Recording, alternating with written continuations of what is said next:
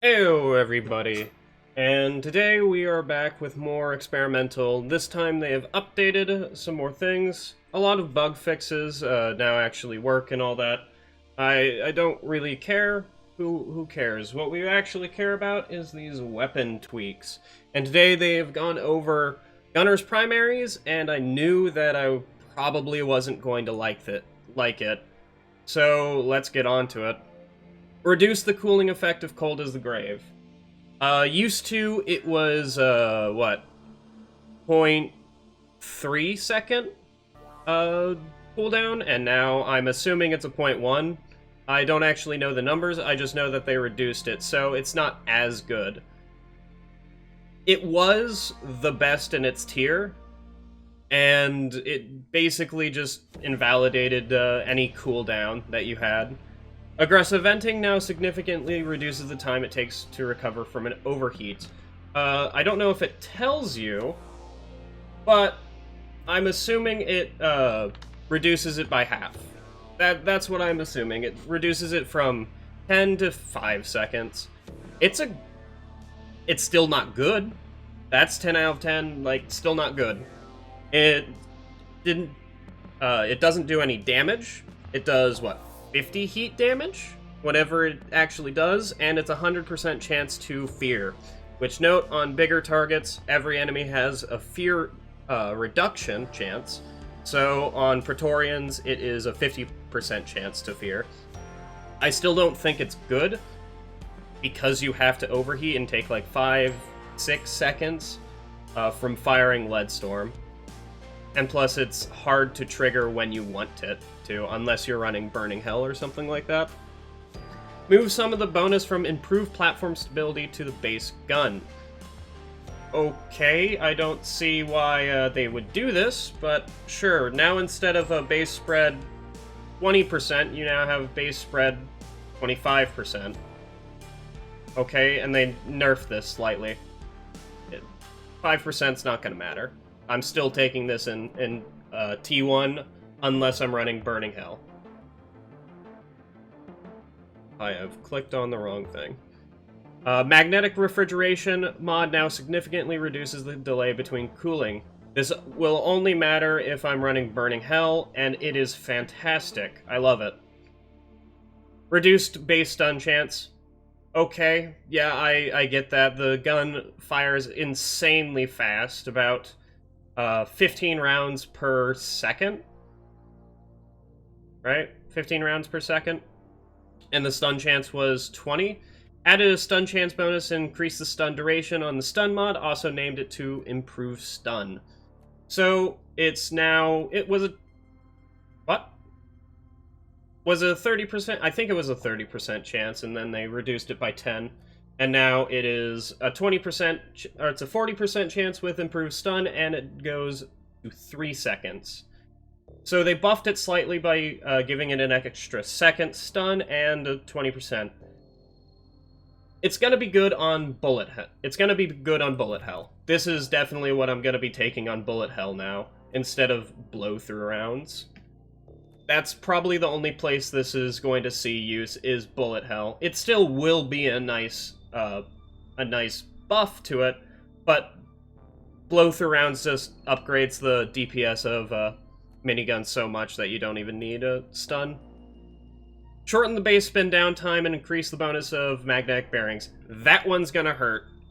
That one's definitely gonna hurt. So used to, I think it was a little bit, it was a 3-second spin down time, and now it's a 2-second spin down time.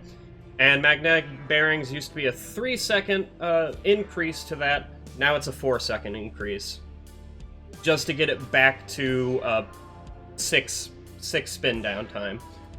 This is gonna hurt. Most Leadstorm users will feel this. I'm still probably gonna take a lighter barrel assembly or variable chamber pressure, but I'm still going to feel this. Increase, what is it? Yeah. Shorten the base spin down time and increase... Yeah, we've already read that. Increase the ricochet chance significantly and extended the max ricochet distance for a bit for bullet hell OC. So, used to bullet hell, it was, what? It bounced within a 5-meter radius? Maybe a 4-meter radius. I'm assuming they increased it by either 1 or 2 meters. Still good, and they significantly buffed it. I've heard they buffed it to 100%. If they have, this is now usable with exactly probably this build right here. This is what I think is going to be usable. I think this was used to be... I think it might just be 5%, who knows. But yeah, this build right here is going to be very good for bullet hell, and now I can actually do rubber bullets, and we'll see how good it is. In any case, they also switched, they mixed up Thunderhead Autocannon. Reduced the damage bonus of Feedback Loop, used to be 20%, and now it's 10. That's a significant nerf to that. I don't know why they did it. I know it was... The T5 was always a competitive for suppressive fire and damage bonus. People liked both. I prefer damage bonus because I see the suppressive fire as a nerf to the actual gun because it spreads out grunts, they run away. Increase the rate of final bonus from improved gas system. Move some of the bonus from lighter barrel assembly mod to the base weapon. So, lighter barrel assembly is this one. Reach max rate of fire faster. Used to be a 200%, and now it got nerfed down to 50, and some of it was moved to base weapon, so you reach top rate of fire faster. And then improved gas system used to be, I think, a 1 point something, and now it's just a flat 2. I agree. I used to run accuracy in this tier, and now I just run improved gas system, like I have been for a little bit now. And it just got buffed, so why did it get buffed whenever it was already good? I don't know.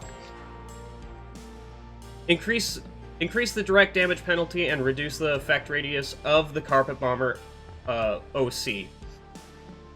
Ooh, that one is gonna be one that people don't like. I wasn't running Carpet Bomber. I was running Splintering Shells, and now everybody's just gonna move to Splintering Shells. So, holy shit. That is... yeah, that's a bit. That is definitely a bit. What's the effective radius? What did it used to be? It used to be 6. I think it was, you got 2.5 or something like that. And it was what?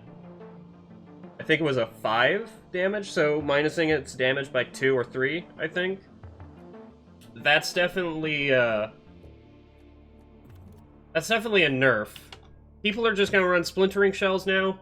Did Carpet Bomber need to be actually nerfed? I think slightly. It was...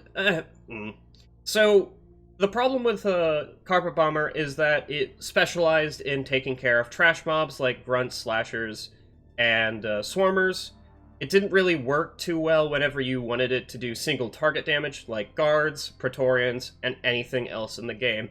So, because of its over-specialization and because majority of the waves at Hazard 5 are going to be slashers and grunts and guards, and even if you're fighting a guard with Carpet Bomber, it's okay.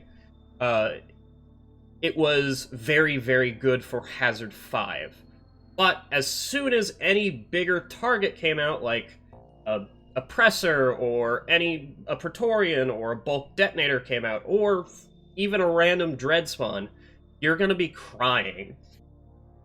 Now, most of these will be taking care of the Cryo Driller, but still, if you have to face it off on your alone, you're switching to your secondary, which, for me, was Lead Spray BRT, which got buffed because, fuck it, why not?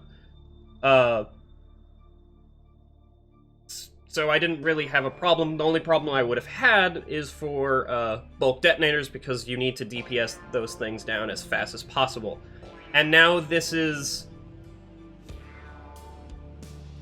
I don't know. People are just going to be running Splintering Shells because it was just like Carpet Bomber, only without the nerf. Remove the direct damage penalty, reduce the area damage penalty, and extend the effect duration, increase the chance to apply toxin for the new neurotoxin payload. Okay, So people are just going to be running Neurotoxin Payload now. Literally, people are just going to be running Neurotox. I don't think this needed a... So... Oh, shit. And no... Oh.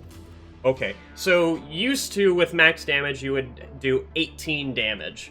So, they basically just gave it a 3 damage buff when full damage. They increased the... They reduced the area damage, so used to it was 3 area damage whenever you ran this. Now it's 4. It's a 1 damage buff. I don't think that matters. It extended the effect radius. It used to be...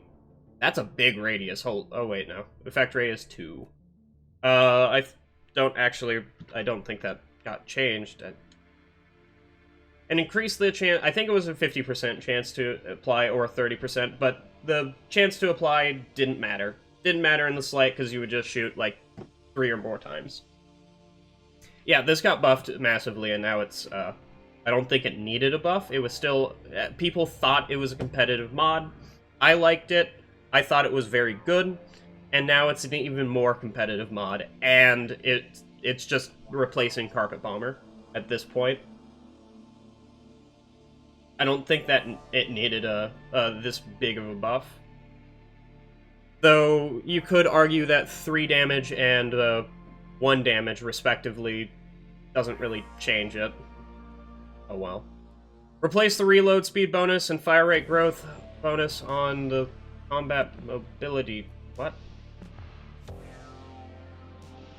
Okay, what is this? Replace the reload speed bonus with a rate of fire growth speed bonus on combat mobility. This doesn't matter. I think it's a slight buff to combat mobility. So instead, So instead of a reload time, you get a base spread. You get a 50% rate of fire growth. This is a slight nerf. It's a slight nerf and a slight buff because of the very small magazine size. You'll expend that a lot quicker, meaning you'll be needing to switch out to your secondary a lot more. Note, the reload time didn't actually matter. Literally didn't matter in the slightest because it reduced it down to like 4 seconds, and 4 seconds is still the longest reload in the game. Just use Born Ready. This is a buff, but I always see as faster rate of fire as emptying the clip faster and you having to reload. That's the con of having a faster rate of fire. And it's just a rate of fire speed growth, so it doesn't really matter all too much. You're still going to hit max rate of fire quite quickly with autocannon. So that's is that all the update? Yeah, that's all the update. So in all honesty, oh yeah, things that I missed. EPC or Thin Containment Field did get changed. It actually now sprays the minerals out like a loot bug. I love this change. I think it's a very fun change. And I will always love seeing the minerals spray around. Is it going to stop me from using Thin Containment Field? No, it's absolutely not. I'm just going to look at it, and I'm going to sigh and go collect the goddamn minerals. Other than that, that's it. I don't think... Some of the Thunderhead changes I don't agree with, but I will still play with it. It's still a good gun. Leadstorm changes, I'm mostly all for, besides, like, the spin down time. It's probably going to be a whatever. I'm not going to notice it. The base spread, definitely not going to notice it. Are they still equal in strength? I still believe so. Thunderhead may have gotten buffed slightly because of the rate of fire increase and the improved gas system buffs. We're going to see how this plays out in a little bit. But anyway, that's going to be it for today. You all have a wonderful night.